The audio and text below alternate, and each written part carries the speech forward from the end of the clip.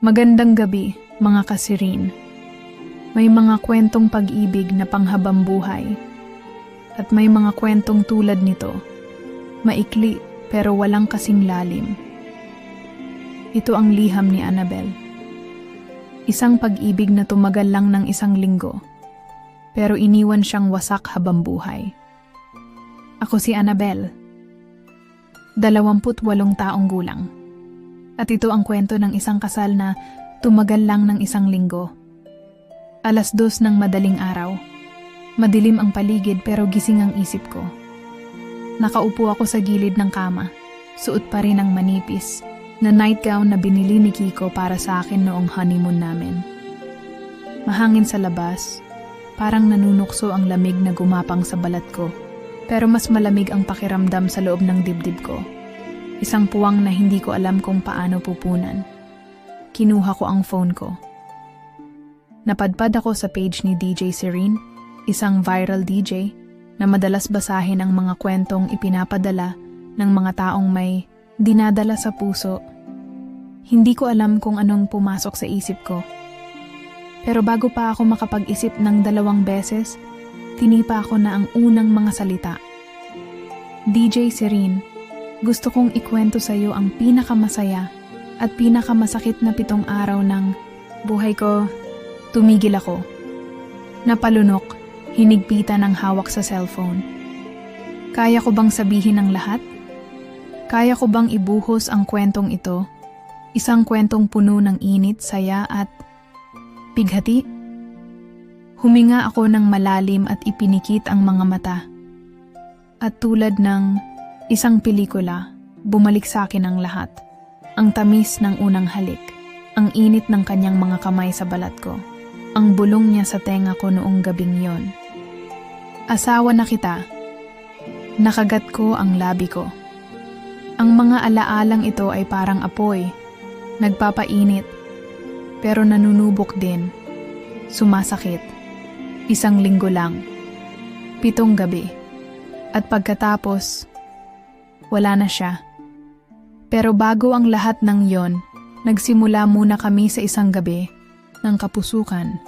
Sa isang gabing hindi ko inasahang magbabago ng buhay ko magpakailanman.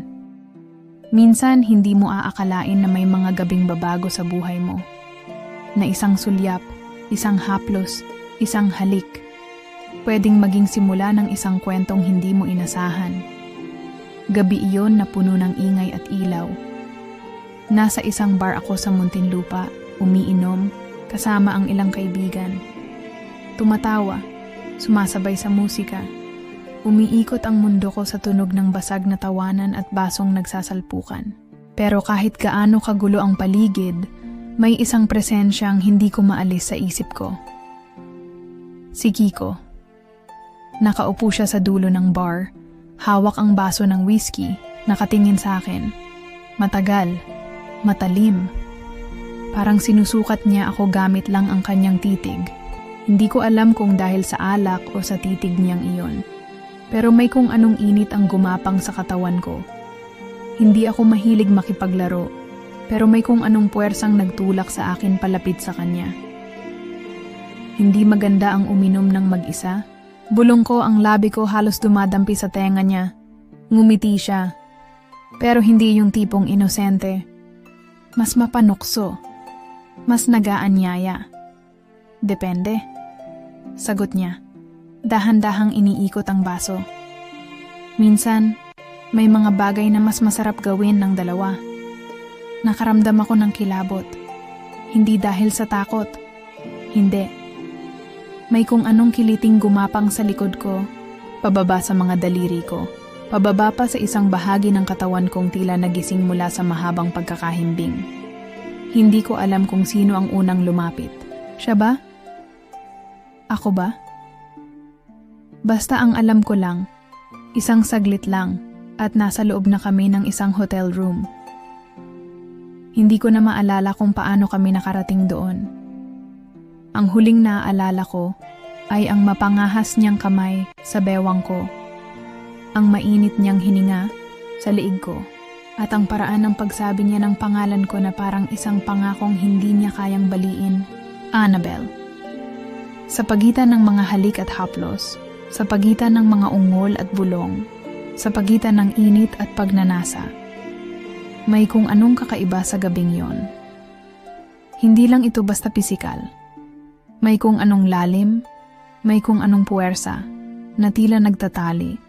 Sa amin at sa gabing iyon, hindi ko inakalang ang lalaking ito, ang lalaking bumihag sa akin, sa isang tinginan lang, ay magiging asawa ko. At mas lalong hindi ko inakalang pagkatapos lang ng isang linggo, mawawala siya. Pagkatapos ng gabing yon, hindi na niya ako iniwan. Naging mabilis ang lahat. Parang isang lasing na desisyong hindi ko napigilan, hindi ko pinag-isipan, pero hindi ko rin pinagsisihan. Pagmulat ko kinabukasan, naroon siya, nakatitig sa akin. Hawak ang isang basong, may natitirang whiskey. Habang ang isa niyang kamay ay banayad na humahaplos sa aking braso. "Good morning, Mrs. De La Cruz," bulong niya. Napangiti ako kahit medyo naguguluhan. Wala pa akong apelidong De La Cruz. Ngumiti siya, pero may kakaibang ningning sa mata niya. Kung gawin nating totoo? Natawa ako. Lasing ka pa ba? Pero seryoso siya. Tahimik akong tinitigan, parang hinuhubaran hindi lang ang katawan ko, kundi pati ang buong pagkatao ko. Sa titig niyang yon, para akong nalulusaw at natatakot. "Anong sinasabi mo, Kiko?" Hinawakan niya ang kamay ko, hinigpitan ng hawak, hindi desperado, pero sigurado. "Pakakasal ka ba sa akin?" Napatigil ako. Sino ba ang matinupang magpapakasal sa lalaking kakakilala lang niya? Sino ba ang babali sa lahat ng patakaran para sa isang lalaking hindi pa niya alam kung ilang kutsara ng asukal ang gusto sa kape? Pero sino ba ang kayang tumanggi sa isang bagay na parang itinadhana at kaya noong sumunod na araw, sa isang maliit na opisina ng civil registry sa Muntinlupa, suot lang ang simpleng puting bestida at ang kanyang puting polo, nagpalitan kami ng oo. Hanggang sa huli, tanong niya, nakangiti. "Hindi kita iiwan," sagot ko. Sa loob ng isang linggo, ako'y naging asawa niya.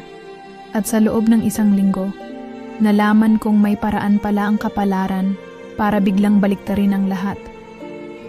Dahil isang linggo lang kapag mabilis ang simula ng isang bagay, minsan mas mabilis din itong matapos. Pero noong mga panahong iyon, hindi ko pa alam yon. Ang alam ko lang, mahal ko si Kiko at gusto ko siyang makasama. Pagkatapos ng kasal namin, hindi na kami bumalik sa normal na buhay. Para kaming nasa isang mahabang honeymoon, walang pakialam sa mundo, walang ibang iniisip kundi ang isa't isa. 1 week lang tayong mag-asawa, ha? Pabiro niyang sabi isang gabi habang nakahiga kami sa kama. Napakunot noo. Ako, ano? Ngumiti siya, yung tipong mapanokso pero may lalim. Sabi ko, 1 linggo lang tayong pwedeng magpakatanga. Yung tipong wala munang problema, walang ibang tao, tayo lang. Hindi ba tayo forever? Tanong ko, kahit alam kong biro lang ang usapan. Kinuha niya ang kamay ko, hinalikan ang palad ko bago idinampi sa labi niya. "Forever," bulong niya. "Pero ngayon, gusto kitang angkinin sa bawat segundo ng buhay ko." Sa pagitan ng mga araw at gabi, lumalim ang pagnanasa, tumindi ang init. Gusto kong maalala lahat, yung haplos niya sa balat ko, yung init ng mga labi niya sa leeg ko, yung paraan ng paghawak niya sa bewang ko, na parang may pangakong hindi mababali. Bawat gabi, may bagong tuklas. Bawat haplos, may bagong apoy. Hindi lang basta katawan ang pinagsaluhan namin. Para kaming dalawang kaluluwang pinagtagpo para pagsamahin. Nagmamadali. Parang may hinahabol. Parang may gustong sulitin. Noong gabing yon, habang nakayakap ako sa kanya, naramdaman kong may bumabagabag sa kanya. tahimik. Hindi ako sanay kay Kiko na tahimik. Hinaplos ko ang dibdib niya, pilit binabasa ang tibok ng puso niya. Anong iniisip mo? Huminga siya ng malalim, bumuntong hininga. Pero ngumiti rin kaagad. Wala. Hindi ako naniwala. Pero hinayaan ko siya. Hinalikan ko siya sa labi. Mahaba, mabagal, puno ng pag-aangkin. Naramdaman kong lumalalim ang halik niya. Humihigpit ang yakap niya. Parang may naisipahiwatig. At doon ko lang naisip, bakit parang may tinatago si Kiko? At bakit noong gabing iyon, parang may takot sa mga mata niya? May mga bagay na hindi mo agad napapansin kapag masaya ka. May mga senyales na hindi mo agad naiintindihan. Mga sulyap na may ibig sabihin. Mga yakap na parang may pangakong hindi na mauulit. Noong panahong iyon, hindi ko naisip na may tinatago si Kiko. Noong panahong iyon, ang alam ko lang, mahal niya ako. Hanggang sa isang umaga, isang linggo matapos kaming ikasal, bigla siyang nawala. Nagising akong mag-isa. Sa unang segundo, hindi pa ako nag-aalala. Siguro lumabas lang siya para bumili ng almusal. Pero nang dumaan ang ilang oras at hindi pa rin siya bumabalik, unti-unti akong kinabahan. Tinawagan ko siya. Walang sagot. Nag-chat ako. Walang reply. Hanggang sa dumating ang isang tawag na nagpabagsak sa buong mundo ko. Ma'am, kayo po ba ang asawa ni Kiko de la Cruz? Opo. Bakit? Ano pong nangyari? Isang malalim na buntong hininga sa kabilang linya bago lumabas ang mga salitang hindi ko inakalang maririnig ko ng napakabilis. Pasensya na po, pero may masama pong nangyari. Parang tumigil ang oras. Parang may sumabog sa loob ng dibdib ko. Napaupo ako, nanginginig ang kamay habang pilit kinakapa ang realidad. Ano pong ibig sabihin? Si Kiko po, na-aksidente kaninang umaga. Hindi ko maalala ang sumunod na nangyari. Hindi ko maalala kung paano ko narating ang ospital. Kung paano ako nakatayo sa harap ng malamig na katawan niya. Kung paano ko nagawang titigan ang lalaking ilang araw lang ang nakalilipas, ay buong init akong niyakap. Ngayon ay nakahiga sa isang kama. Malamig, tahimik, hindi na muling magigising. Niyugyug ko siya, hinawakan ang mukha niya, pilit hinahanap ang init na dating bumabalot sa kanya. Pero wala na. Wala na siya, at ako ang naiwan, hawak ang isang pangakong wala na palang katuparan. Forever, diba? Bulong ko, dumadaloy ang luha sa pisngi ko. Pero ang sagot sa akin ay katahimik. May mga sandali sa buhay na kahit anong gawin mo, hindi mo matanggap. Nakaharap ako sa kabaong ni Kiko, pero parang hindi totoo. Para lang siyang natutulog. Parang gigising siya anumang oras at tatawanan lang ako. Sasabihin niyang isa lang itong malaking biro. Pero hindi siya gumalaw. Hindi siya nagsalita. At sa unang pagkakataon, naramdaman kong tuluyang nawala ang kalahati ng pagkatao ko. Sa loob ng ilang araw, hindi ako makagalaw. Para akong wala sa sarili, nakakulong sa isang bangungot na hindi ko matakasan. Lahat ng bagay sa paligid ko, may paalala tungkol sa kanya. Ang unan niya na may bahagyang amoy pa niya. Ang baso niyang laging may natitirang whiskey. Ang damit niyang nakasampay pa sa upuan. Pero ang pinakamasakit sa lahat ay ang wedding ring na suot ko pa rin. Isang linggo lang akong naging asawa ni Kiko. Pero bakit parang ang sakit ay panghabang buhay? Hindi ko alam kung ilang araw akong hindi lumabas ng kwarto. Hindi ko na rin alam kung ilang beses akong umiyak hanggang sa wala ng luha na lumabas. Hanggang sa isang madaling araw, bumalik ako sa huling usapan namin bago siya nawala. 1 week lang tayong mag-asawa, ha? Noong gabing sinabi niya, "Yon, Biro lang para sa akin. Pero ngayon, parang sumpa. Bakit niya sinabi yun? Bakit parang alam niyang hindi kami magtatagal? May hindi ba akong alam? Pinunasan ko ang luha sa pisngi ko. May biglang bumigat sa dibdib ko. Hindi pa tapos ang kwento namin ni Kiko at may kailangan pa akong alam. May mga tanong na hindi mo matatakasan. Hindi ako matahimik. Hindi ako makatulog.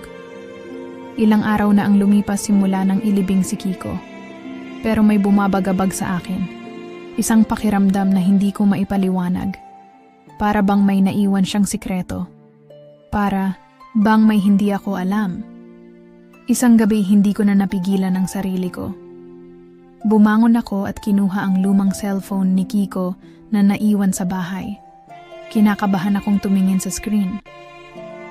Dapat ba akong matakot? Dapat ko pa bang alamin ang sagot? Pero paano kung may kasagutan sa mga tanong na gumugulo sa isip ko? Napansin kong may isang hindi nabuksang email. May attachment. Dahan-dahan kong binuksan ito. Mahal, kung nababasa mo ito, ibig sabihin ay wala na ako. Napatigil ako. Nanginig ang kamay ko habang binabasa ang bawat salita. Alam kong mabilis ang lahat. Alam kong maraming bagay ang hindi ko na ipaliwanag. Pero may isang bagay kang kailangang malaman. Pinunasan ko ang luhang hindi ko na malayang pumatak. Hindi aksidente ang lahat. Napaatras ako. Para akong sinampal ng malamig na hangin. Ano ang ibig niyang sabihin? Hawak ang cellphone. Napahawak ako sa dibdib ko. Mas bumigat ang pakiramdam. Ano ang hindi ko alam at anong katotohanan ang itinago ni Kiko sa akin? Para akong nilamon ng sariling kaba habang nakatitig sa cellphone ni Kiko. Hindi aksidente ang lahat. Paulit-ulit na tumatakbo ang linyang yun sa isip ko. Anong ibig niyang sabihin? Nanginginig ang daliri ko habang nag-scroll pababa para ituloy ang pagbabasa. Matagal ko nang alam na hindi ako magtatagal. Napakurap ako. Humigpit ang hawak ko sa telepono. Hindi ko sinabi sa'yo dahil hindi ko kayang makita kang nasasaktan. Pero bago kita nakilala, may taning na ang buhay ko. Matagal ko nang alam na may sakit ako. Para akong binuhusan ng malamig na tubig. Nagdesisyon akong ilihim ito dahil gusto kong maranasan kung paano magmahal at mahalin ng walang panghihinayang. Gusto kong magpakatanga kahit sandali, kahit isang linggo lang. Hindi ko na malayang tumutulo na ang luha ko. Pero nagkamali ako. Dahil kahit isang linggo lang tayong naging mag-asawa, hindi kita kayang iwan ng basta-basta. Kaya kung nasasaktan ka ngayon, patawad. Hindi ko ginusto to, pero ito lang ang paraan para maalala mo ako ng masaya, hindi bilang isang taong naghihingalo, kundi bilang lalaking nagmahal sa'yo ng totoo. Halos hindi ako makahinga. Ang aksidenteng yun, hindi aksidente. Pinili kong umalis nang hindi mo nalalaman ang buong kwento. At kung may isang bagay kang dapat tandaan, napakagatlabi ako, hinihintay ang huling linya niya. Ikaw ang pinakamasayang nangyari sa buhay ko. Nabitawan ko ang cellphone. Pumikit ako, hinayaan ang sakit na bumalot sa buo kong pagkatao. Isang linggo. Isang linggo lang kaming magkasama, pero sapat na para madurog ako ng ganito. Ngayon, alam ko na ang totoo. Ngayon, alam ko na ang dahilan. Pero paano ko haharapin ang mundong wala siya? Sabi nila, ang pagkawala ng isang mahal mo ay isang sugat na hindi kailanman tuluyang maghihilom. Matututo kang mabuhay ng may sakit, matututo kang ngumiti kahit may kirot, pero hindi kailanman mawawala ang puwang na iniwan nila. At ngayon, iyon ang realidad ko. Isang linggo matapos kong malaman ang katotohanan, dahan-dahan akong bumalik sa realidad. Hindi madali. Ang bawat sulok ng bahay ay may alaala ni Kiko. ang amoy niya sa unan. Ang halakhak niyang bumabalik sa isip ko tuwing tahimik ang paligid. Ang mga yakap niyang hindi ko na mararamdaman muli. Pero sa kabila ng sakit, sa kabila ng pangungulila, may natutunan akong mahalagang bagay. Hindi lahat ng pagmamahal ay kailangang tumagal ng panghabambuhay para matawag na totoo. Minsan, sapat na ang isang linggo para maramdaman mong minahal ka ng walang alinlangan. Pumunta ako sa tabing dagat kung saan minsan niya akong dinala. Nakaupo ako sa buhanginan, pinagmamasdan ng alon habang hinihipan ito ng hangin. Nilabas ko ang wedding ring ko. Hinawakan ko ito ng mahigpit. Dinama ang huling bagay na kumukonekta sa amin ni Kiko. Mahal ko siya. At kahit wala na siya, alam kung minahal din niya ako ng buo, ng walang takot, kahit alam niyang panandalian lang ang lahat. Huminga ako ng malalim bago dahan-dahang inihulog ang singsing sa tubig. Pinanood ko itong lumubog, unti-unting tinatangay ng alon palayo. Hindi ibig sabihin nito ay nakakalimutan ko na siya. Pero kailangan kong magpatuloy. Para sa akin, para kay Kiko, at para sa pangakong kahit isang linggo lang kaming nagmahalan. Totoo, ang lahat. DJ Serene, ito na po ang kwento ko. Sana may natutunan kayo sa kwento namin ni Kiko. Dahil minsan, hindi mahalaga kung gaano katagal, kundi kung gaano katotoo.